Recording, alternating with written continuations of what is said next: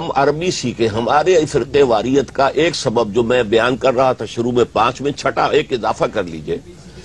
اسلام میں کوئی مذہبی پیشہ نہیں ہے. ہر شخص کو اس قابل ہونا چاہیے کہ وہ نماز کی امامت کرائے.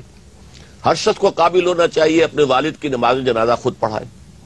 ہر شخص کو اس کے لائق ہونا چاہیے کہ اپنی بیٹی کا نکاح خود پڑھائے.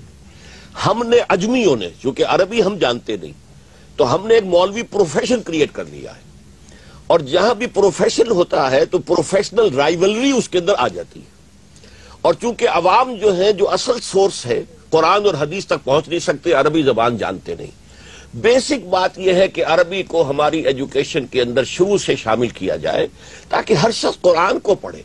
عرب ممالک میں جیسے وہ کہہ رہے تھے کہ وہاں پر فرقہ واریت نہیں ہے، اس کا سبب یہی ہے وہ قرآن خود پڑھتے ہیں. انہیں معلوم ہے کہ قرآن میں پرائیورٹیز کس چیز کی ہے، کون سی شے اہم ہے. ہاتھ یوں کرنا یا یوں کرنا، اس کی اہمیت ہے یا کسی اور شے کی اہمیت ہے. ٹھیک. تو اصل میں عربی زبان اور قرآن حکیم کا براہ راست مطالعہ، یہ ہے اصل بنیادی جان. ہمیں ڈاکٹر صاحب کی اس بات سے اتفاق نہیں ہے کہ عربی سیکھ جانے سے لوگوں میں اختلافات ختم ہو جائیں گے. صحابہ کرام کے درمیان جو تعبیر کا اختلاف تھا، اس کے بعد تابعین و تبع تابعین کے درمیان، اور اس کے علاوہ جو ائمہ مذاہب ہیں وہ سب کے سب عربی داں، اور شاید ہم سے تو بہتر عربی داں ہوں گے. ڈاکٹر صاحب کے بارے میں ہم نہیں جرات کر سکتے، لیکن اس کے باوجود ان میں تعبیر کا اختلاف تھا، ہے. اور علماء کے درمیان یہ فہم معنی کا اختلاف جو یہی فتوے کے اختلاف کا سبب بنتا ہے.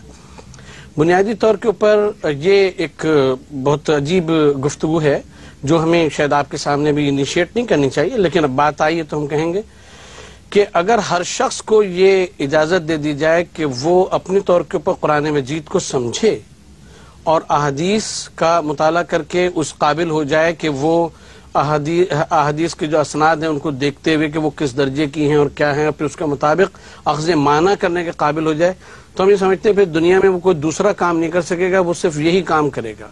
کیونکہ جو فقہا، جو محدثین، جو مفتیان کرام بڑے گزرے ہیں ائمہ مذاہب، انہوں نے پھر ساری زندگی اسی کے اوپر تحقیق کی ہے، الفاظ کے اوپر. اس کے اوپر تفاسیر آپ اٹھا کے دیکھیں، ایک سے ایک تفسیر آپ کو ملے گی عربی زبان میں.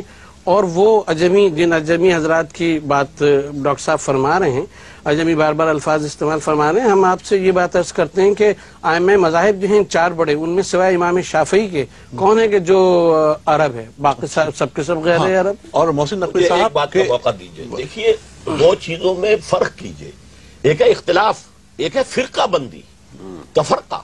اختلاف میں کوئی اختلاف نہیں ہے، بلکہ قرآن مجید میں تو ہے وَلِذَالِكَ خَلَقَهُمْ، اللہ نے پیدا کیا، شکلیں مختلف بنائی ہیں، لوگوں کے مزاج مختلف بنائے ہیں.